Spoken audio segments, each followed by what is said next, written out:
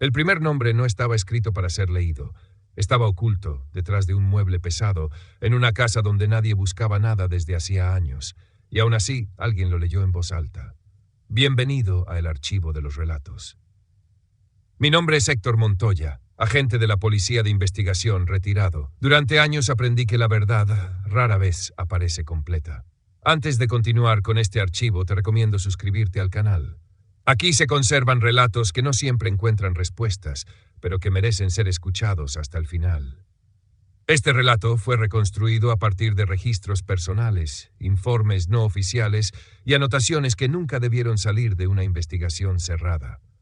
Algunos documentos llegaron incompletos, otros alterados por el tiempo o por la intención de quien los guardó. Ninguno fue pensado para ser publicado. El archivo que hoy presento comenzó como una anotación menor en un informe de defunción. Un detalle que no encajaba del todo. Un nombre mencionado fuera de contexto. Luego apareció otro. Y después, una coincidencia demasiado precisa para ignorarla. En una ciudad pequeña donde los archivos se apilan más rápido que los recuerdos, un profesor encontró algo que no figuraba en ningún inventario. Una lista de nombres grabados de forma rudimentaria, ocultos a la vista común. No eran fechas ni mensajes, solo nombres. Personas reales, vecinos, conocidos. No todos los casos comienzan con un crimen. Algunos empiezan con una lectura en voz alta. Si te interesan historias demasiado reales para ser solo ficción, suscríbete al canal. Apaga las luces. Este archivo exige atención. A partir de este punto, los hechos se vuelven difíciles de ordenar. No porque falten datos, sino porque sobran consecuencias. Y como ocurre con frecuencia en estos casos, lo más inquietante no es lo que se encontró, sino lo que ocurrió después de haberlo leído. Este es el archivo titulado Los nombres en la pared. La ciudad se llama San Aurelio. No aparece en mapas turísticos ni en reportajes. Es uno de esos lugares que existen para sí mismos, donde casi todos se conocen y donde los cambios llegan tarde. Calles rectas, casas bajas, comercios heredados, una rutina establecida hace décadas. En ese contexto vivía Álvaro Cruz, profesor de literatura en la secundaria local, 46 años, divorciado, sin hijos, una vida discreta, previsible. Según los registros, nunca tuvo antecedentes disciplinarios ni conflictos con colegas o alumnos. Vivía solo en una casa antigua, heredada de su madre, ubicada en una zona residencial que había envejecido junto con sus habitantes. Álvaro no era especialmente sociable, pero tampoco un ermitaño. Cumplía horarios, corregía exámenes, participaba de reuniones escolares sin destacar. Era el tipo de persona que pasa años sin generar una sola nota en un archivo policial. El hallazgo ocurrió durante una tarea doméstica menor. El armario estaba en una habitación que casi no usaba. Una pieza al fondo de la casa donde se acumulaban libros viejos, cajas sin abrir y muebles que nadie reclamó tras la muerte de su madre. Álvaro decidió mover el armario para limpiar la pared posterior. Nada extraordinario. Madera pesada, polvo acumulado, olor a encierro.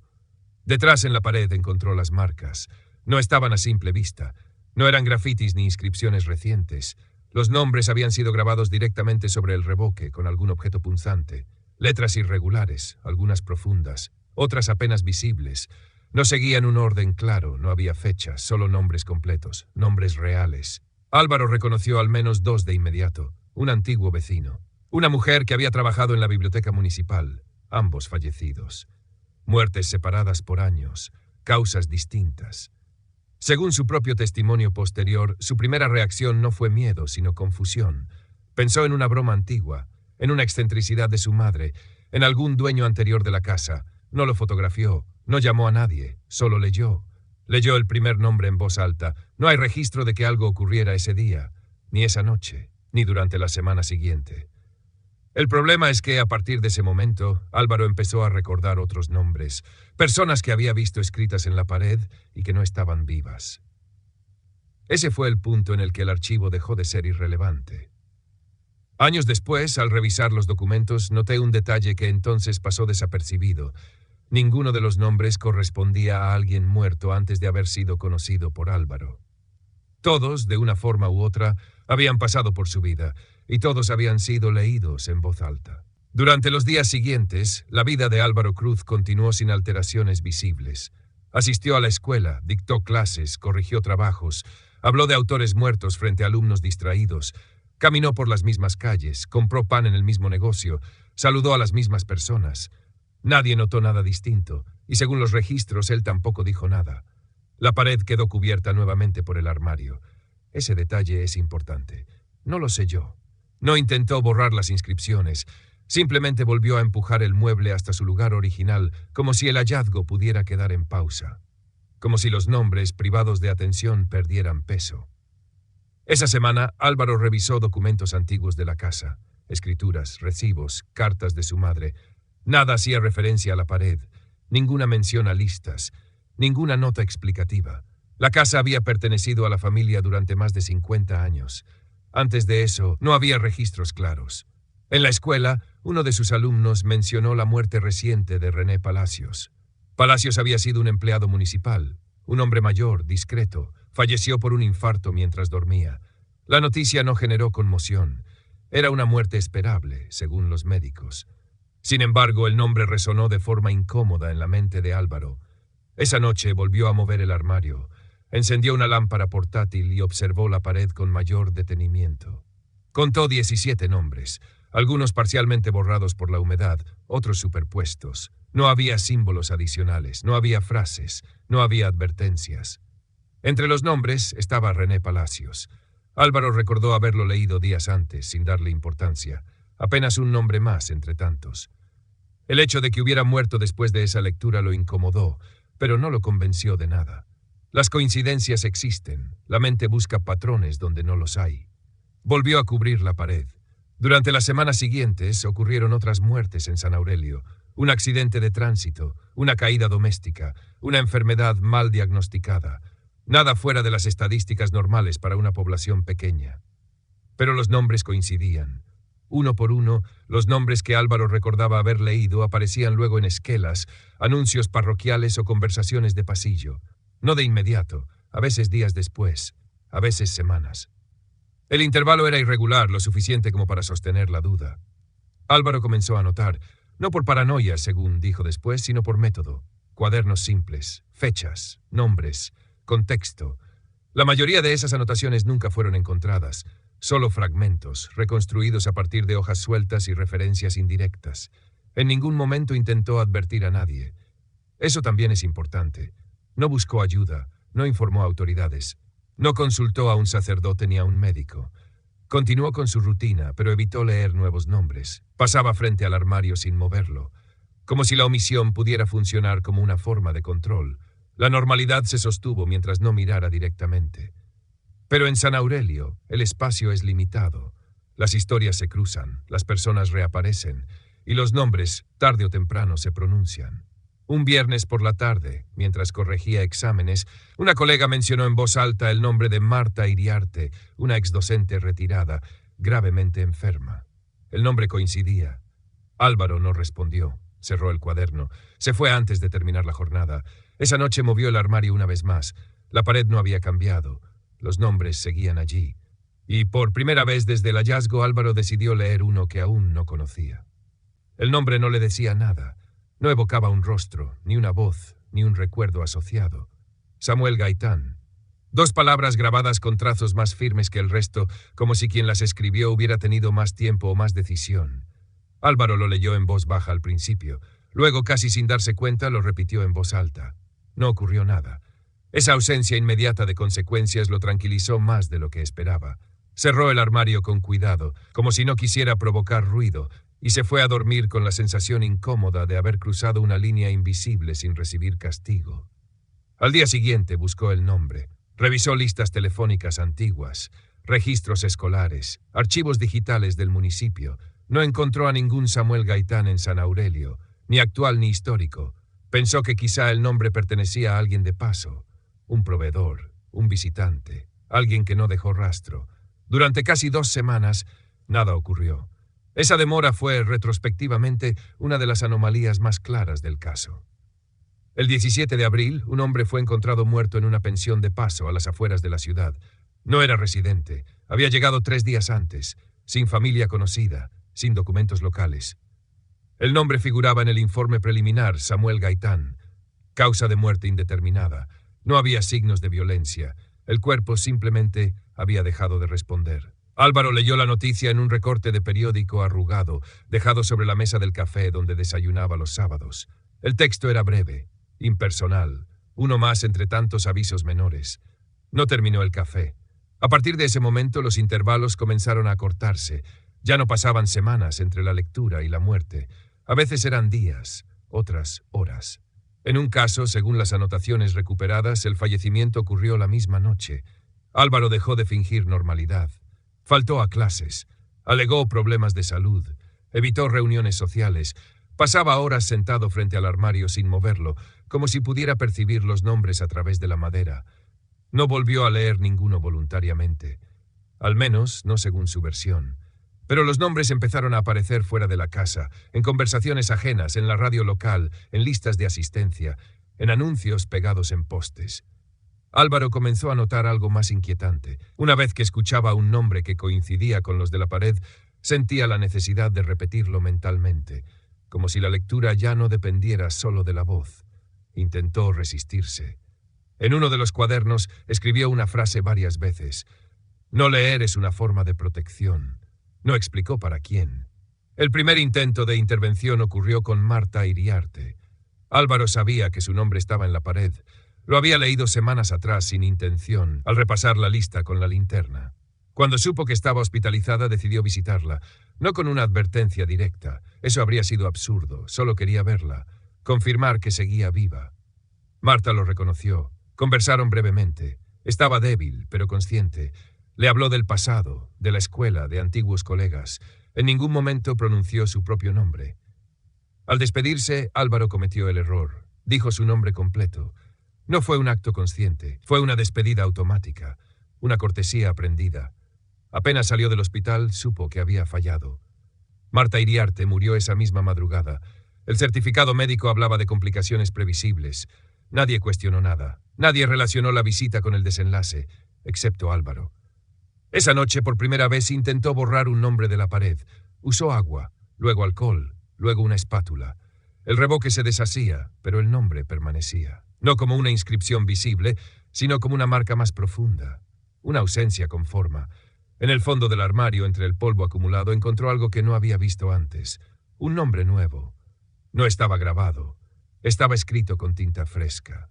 La tinta aún brillaba bajo la luz. No era un nombre antiguo ni tallado con torpeza como los demás. Las letras estaban bien formadas, recientes, escritas con un pulso firme que no coincidía con la irregularidad del resto de la pared. Álvaro retrocedió un paso. El nombre era el suyo, Álvaro Cruz. No había fecha, no había firma, solo su nombre completo, escrito a una altura distinta, como si hubiera sido añadido después de que la pared ya estuviera llena. Ese fue el momento exacto en que dejó de considerar el hallazgo como algo externo. Hasta entonces había pensado en la pared como un objeto extraño, ajeno, heredado. A partir de esa noche entendió que el archivo lo había incluido. Revisó la casa entera, puertas cerradas, ventanas aseguradas. No había señales de ingreso forzado. Vivía solo. Nadie más tenía llave. La posibilidad de una broma era inviable. Nadie conocía la existencia de la pared. Nadie había estado en esa habitación en años. Arrancó el papel donde estaba escrito su nombre. La tinta se corrió apenas. El nombre quedó marcado, fantasma, sobre el revoque. Intentó cubrirlo con pintura blanca. La pintura secó, y al día siguiente el nombre reapareció, más tenue pero legible. Álvaro dejó de dormir. Comenzó a registrar cada hora del día. Sonidos, sueños interrumpidos, pensamientos repetitivos. En uno de los cuadernos escribió: «No soy el primero. Soy el último de esta lista». Esa frase no aparece explicada en ningún otro documento. Los nombres anteriores seguían allí. Algunos correspondían a muertes recientes, otros a personas que aún vivían. Eso también era nuevo. Hasta ese momento, Álvaro creía que la pared solo contenía nombres de fallecidos o de personas que morirían después de ser leídas. Ahora había nombres de personas vivas que él conocía bien. Colegas, vecinos, incluso un alumno. No los leyó en voz alta. Aprendió a pasar la vista sin vocalizar, a reconocer patrones sin pronunciar, a respirar de forma controlada frente a la pared como si se tratara de un animal dormido. El problema es que la lectura no siempre requiere sonido. En la tercera semana sin dormir, Álvaro comenzó a experimentar lapsos, momentos en los que no recordaba haber estado frente al armario, pero encontraba el mueble movido, la linterna descargada marcas nuevas en la pared. Nombres que no recordaba haber visto antes. Uno de ellos correspondía a un niño. Ese día Álvaro faltó nuevamente a la escuela. Nadie insistió. En San Aurelio, la ausencia prolongada no genera alarmas inmediatas. Cada quien lidia con sus cosas. Si este archivo te resulta inquietante y decides continuar escuchando, considera suscribirte al canal. No todos los relatos llegan completos, pero aquí, al menos, quedan registrados. Álvaro decidió actuar, no para salvar a otros, al menos no de forma directa. Su objetivo era más limitado, comprobar si la pared funcionaba sin él, si la lectura podía ocurrir sin su intervención consciente. Eligió un nombre al azar, uno que no conocía. Tapó su boca con cinta adhesiva, grabó un audio continuo en su teléfono. Se sentó frente a la pared durante horas, repitiendo mentalmente una secuencia de números para evitar formar palabras. A la mañana siguiente, el nombre había sido marcado con una línea profunda, como si hubiera sido leído. El hombre correspondiente murió 2 días después, en otra ciudad. Ese dato aparece en un informe policial externo cruzado años más tarde. En ese momento, Álvaro no podía saberlo, pero lo intuyó. La pared no necesitaba su voz, solo su atención. Esa noche, por primera vez, Álvaro pensó en destruir la casa, no venderla, no abandonarla, borrarla por completo. Antes de tomar una decisión, volvió a mirar su nombre. Había cambiado. Debajo, alguien o algo había agregado una palabra más, pendiente. La palabra no estaba escrita con la misma tinta. Eso fue lo primero que notó. Pendiente. Un trazo más opaco, casi absorbido por el revoque, como si no perteneciera del todo a la superficie. No era una aclaración, no era una amenaza explícita, era un estado. Álvaro entendió que la pared no registraba solo muertes, registraba procesos. Volvió a los cuadernos con una obsesión distinta. Ya no anotaba nombres aislados, sino relaciones, fechas de lectura, intervalos, circunstancias. Descubrió algo que había pasado por alto. Los nombres no aparecían de forma aleatoria. Había grupos, familias, círculos laborales, personas conectadas por eventos específicos. Un accidente escolar, una huelga municipal, un incendio menor ocurrido años atrás. La pared parecía responder a trayectorias compartidas. Buscó antecedentes de la casa. En el archivo municipal encontró una referencia mínima. Antes de pertenecer a su familia, la vivienda había sido ocupada por un hombre llamado Eusebio Roldán, fallecido en 1978. La causa figuraba como muerte natural. No había descendientes, no había fotografías. Apenas un expediente delgado, archivado sin notas adicionales. Álvaro encontró el nombre en la pared. No estaba grabado como los demás. Estaba escrito varias veces, una sobre otra, como si alguien hubiera intentado borrarlo repitiéndolo. Alrededor, otros nombres habían sido tachados con líneas torpes. Algunos coincidían con muertes registradas en décadas distintas. Eusebio Roldán había sido bibliotecario. Ese dato apareció en un recorte viejo, encontrado dentro de un libro escolar olvidado en la casa. Un artículo breve sobre la inauguración de la biblioteca municipal fechado en 1962. La foto mostraba a un hombre delgado, serio, de mirada fija. Al pie una frase, Roldán, encargado del archivo histórico. Álvaro empezó a entender la función del lugar. No era un fenómeno espontáneo, era una continuidad. La pared no se había activado con él. Él había sido incorporado. Alguien antes había leído. Alguien había anotado. Alguien había aprendido las reglas básicas. Leer activa, escribir registra, borrar no elimina. En uno de los últimos cuadernos, Álvaro escribió una pregunta que nunca respondió. ¿Qué pasa cuando ya no queda nadie que lea? La respuesta llegó de forma indirecta. Una noche, mientras dormía por primera vez en días gracias a sedantes recetados, el teléfono vibró. Un mensaje de voz enviado desde un número desconocido. No había palabras, solo una respiración irregular, y al fondo un murmullo apenas perceptible. Era una lectura. Álvaro despertó sobresaltado, corrió hacia la habitación. El armario estaba abierto, la linterna encendida. Su nombre seguía allí. La palabra pendiente había sido reemplazada. Ahora decía activo. Ese mismo día, 2 nombres fueron pronunciados en la radio local durante un boletín de noticias leído por una voz ajena. Álvaro los reconoció. Estaban en la pared. Ambas personas murieron antes del anochecer. Por primera vez, la lectura no había pasado por él, no de forma directa. El sistema, si podía llamarse así, había encontrado otra vía. Álvaro comprendió algo que lo paralizó más que el miedo. No era necesario destruir la casa, ni la pared. Era suficiente con que alguien siguiera leyendo. Y siempre hay alguien que lee. Esa noche tomó una decisión que no figura en ningún documento oficial. Solo aparece mencionada en una nota marginal, escrita con letra temblorosa, encontrada años después entre los restos de la vivienda. Si no puedo cerrar el archivo, tendré que convertirme en parte de él. La decisión no fue inmediata, tampoco heroica. Álvaro pasó 2 días sin salir de la casa. No respondió llamadas. No abrió la puerta cuando la directora de la escuela fue a buscarlo. Desde afuera, la vivienda parecía abandonada. Desde adentro era un espacio en vigilia constante. Desconectó la radio, apagó el televisor, rompió el teléfono. Cualquier fuente de voz era un riesgo. Cualquier lectura accidental podía activar algo que ya no controlaba. La casa quedó en silencio, un silencio forzado, antinatural. La pared, en cambio, no se detuvo. Aparecieron nuevos nombres, no escritos, no grabados, apenas insinuados en la textura del revoque, como si la superficie estuviera aprendiendo a prescindir de herramientas. Álvaro los reconocía igual. No necesitaba leerlos por completo. Bastaba una inicial, un contorno. Intentó cubrir la pared con plástico grueso, luego con madera. Atornilló placas enteras sobre el revoque. Selló los bordes. Durante unas horas creyó haber ganado tiempo. Esa noche escuchó golpes secos desde dentro del armario. No eran golpes fuertes, eran insistentes, como nudillos probando resistencia. Álvaro no abrió, se sentó en el suelo, espalda contra la puerta, y esperó hasta que el sonido cesó. Al amanecer las placas estaban marcadas desde afuera. Los nombres habían atravesado la madera. Ese fue el punto de no retorno. Álvaro entendió que el archivo no era la pared. La pared era solo el soporte más visible. El archivo era la continuidad del acto: registrar, leer, transferir. Mientras existiera alguien consciente del mecanismo, el proceso seguiría activo. Decidió reducir el alcance. Sacó todos los cuadernos al patio y los quemó, página por página. Observó cómo los nombres se curvaban antes de desaparecer. No sintió alivio, solo una reducción momentánea del ruido mental. Luego escribió una sola cosa más, no en la pared, no en papel. En su memoria, repasó cada nombre que recordaba, los ordenó, los repitió en silencio una y otra vez hasta que dejaron de ser personas y se volvieron sonidos vacíos.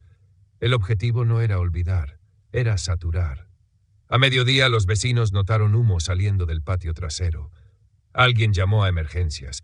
Cuando los bomberos llegaron, el fuego ya estaba controlado. Álvaro estaba sentado en el suelo, deshidratado, con la mirada fija en la casa. No opuso resistencia. Fue trasladado al hospital local para evaluación psiquiátrica. El informe habla de agotamiento extremo, desorientación temporal y episodios disociativos.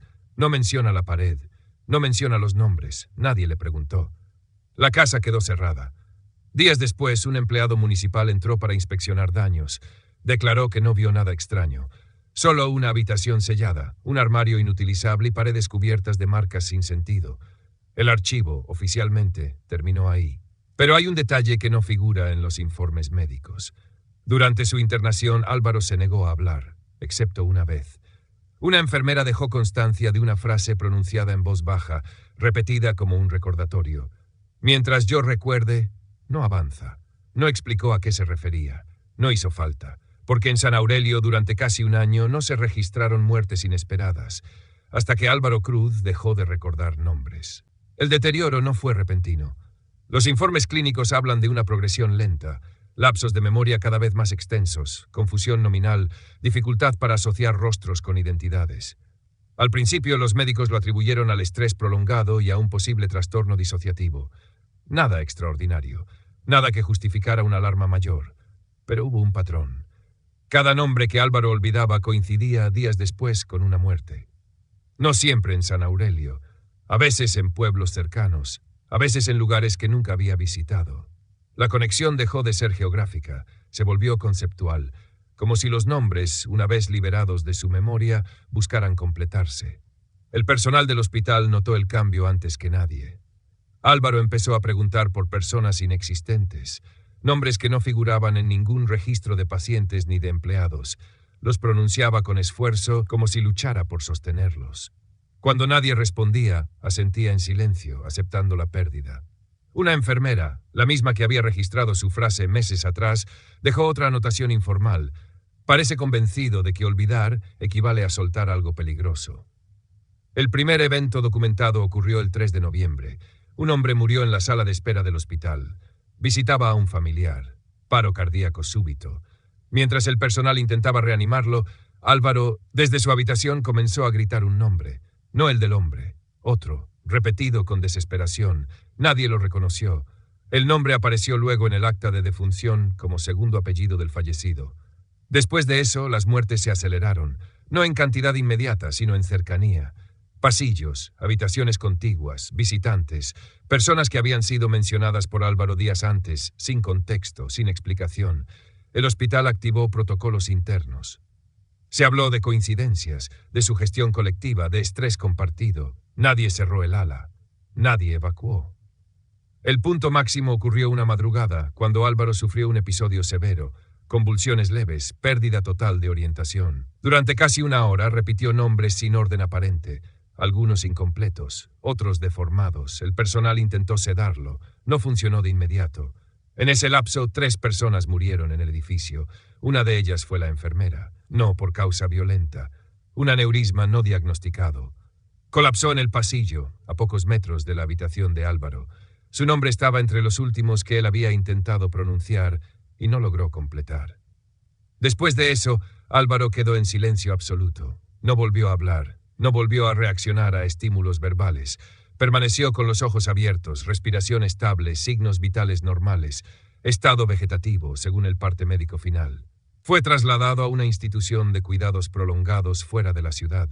San Aurelio recuperó su ritmo habitual. Las muertes disminuyeron. Las estadísticas volvieron a la media esperable. El hospital cerró el incidente como una cadena desafortunada de eventos no relacionados. El archivo, oficialmente, volvió a cerrarse. Pero hay un último detalle. El día del traslado, uno de los camilleros declaró haber visto a Álvaro mover los labios, sin sonido, sin intención aparente, solo un gesto mínimo, repetido, como si leyera algo que ya no estaba frente a él. En mi experiencia, los sistemas más peligrosos no son los que funcionan con precisión, sino los que dependen de personas cansadas para mantenerse estables. Este archivo no habla de maldad deliberada, sino de continuidad institucional sin supervisión, de procesos que nadie se atreve a detener porque siempre funcionaron así. Álvaro Cruz no intentó controlar el fenómeno, intentó contenerlo, y eso en muchos casos solo retrasa el colapso. Cuando una estructura necesita memoria humana para no expandirse, el olvido deja de ser un error, se convierte en una consecuencia. El traslado de Álvaro Cruz se realizó sin cobertura mediática. Un vehículo sanitario, 2 camilleros, un expediente clínico reducido a diagnósticos genéricos. El destino fue una institución de cuidados prolongados a más de 300 kilómetros de San Aurelio, en una zona donde los nombres se diluyen entre turnos rotativos y registros impersonales. A partir de ese momento, el rastro documental se vuelve difuso. No hay visitas registradas. No hay familiares reclamando información. Nadie volvió a preguntar por la casa. El inmueble fue declarado inhabitable meses después, tras una inspección técnica que mencionaba daños estructurales no especificados. Fue demolido en silencio. No hubo inventario previo. La pared desapareció, o al menos su soporte físico. Durante un tiempo, eso pareció suficiente. Las muertes inexplicables cesaron por completo. San Aurelio recuperó su estadística habitual. Los nombres dejaron de repetirse.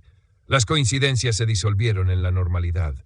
El archivo quedó archivado como ocurre con tantos otros casos que incomodan, pero no persisten. Sin embargo, en la institución donde fue internado Álvaro, comenzaron a aparecer anomalías menores. Nada concluyente, nada denunciable. Un paciente confundía nombres ajenos. Un auxiliar juraba haber escuchado listas susurradas durante la noche. Un médico anotó, en un informe que luego fue corregido, que Álvaro reaccionaba únicamente ante la mención de ciertos apellidos. No abría los ojos, no movía el cuerpo, pero el pulso cambiaba, como si reconociera algo. En uno de los últimos registros disponibles, una trabajadora social dejó una observación personal fuera de protocolo. No parece ausente, parece ocupado. Álvaro permaneció con vida casi 4 años más. No habló, no escribió, no señaló nada. Su cuerpo siguió funcionando con una regularidad mínima. Cuando murió, la causa fue clara: fallo multiorgánico asociado a deterioro neurológico avanzado. No hubo autopsia, no se consideró necesaria. Ese mismo día, en 2 ciudades distintas, murieron personas sin conexión aparente. Ambos nombres coincidían con apellidos mencionados en los registros tempranos del caso. No hay forma de probar relación. No hay forma de negarla por completo. Meses después, un estudiante de arquitectura encontró algo al revisar planos antiguos de San Aurelio. Un detalle que nadie había notado. La casa de Álvaro no era la primera en ese terreno.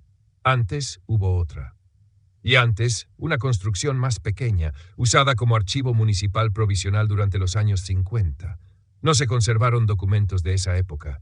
Solo una referencia oral, transmitida sin importancia. Ahí se anotaba lo que no sabíamos dónde guardar. Hoy, ese terreno es un estacionamiento. La gente pasa por encima sin mirar. Y sin embargo, los nombres no necesitan paredes para existir. Solo requieren ser registrados, leídos, recordados, o peor aún, olvidados. Este relato no figura en ningún registro oficial. Aún así, todo lo que escuchaste podría haber ocurrido, y tal vez ocurrió. A lo largo de mi carrera aprendí que algunos archivos no se cierran porque se resuelvan, sino porque dejan de ser convenientes. No por falta de pruebas, sino por exceso de implicaciones. Cuando un caso depende del recuerdo de una sola persona para mantenerse contenido, el sistema ya ha fallado antes de comenzar. Álvaro Cruz no fue una víctima en el sentido tradicional, tampoco un responsable directo. Fue un punto de retención, un mecanismo humano utilizado hasta el desgaste. Cuando dejó de funcionar, el archivo simplemente buscó otra forma de continuar, porque siempre hay alguien que lee, siempre hay alguien que anota, y siempre hay nombres que esperan. ¿Y tú, qué crees que ocurrió realmente? Déjalo en los comentarios. Suscríbete al archivo de los relatos. Algunos archivos merecen ser recordados.